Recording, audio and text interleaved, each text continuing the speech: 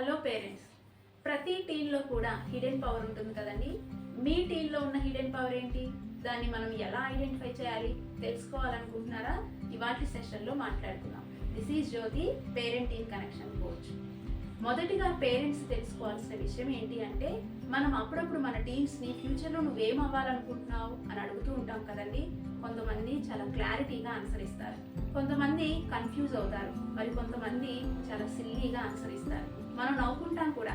ఏది ఏమైనా మీ టీమ్స్ ఫ్యూచర్లో ఏం అవ్వాలనుకుంటున్నారో దాన్ని మీరు యాక్సెప్ట్ చేయండి, రెస్పెక్ట్ ఇవ్వండి, వాళ్ళని డైరెక్ట్ కూడా చేయండి.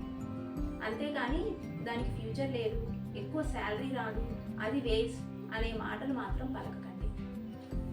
మీ టీము ఎక్కువగా ఏ యాక్టివిటీపై సమయాన్ని గడుపుతున్నాడో మీరు గమనించండి.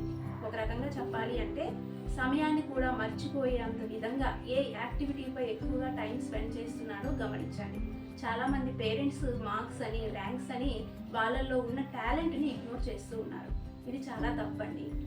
వాళ్ళల్లో ఉన్న న్యాచురల్ బిహేవియర్ను కూడా మీరు ఒకసారి గమనించండి. ఒంటరిగా కూర్చొని ఏదైనా ఒక విషయం నిమిత్తం ఎక్కువగా థింకింగ్ చేస్తూ ఉన్నారా? డ్రాయింగ్ వేస్తూ ఉన్నారా? అలాగే స్టోరీస్ రాస్తూ ఉన్నారా? మీ టీంకి హెల్పింగ్ నేచర్ అంటే చాలా ఇష్టమా?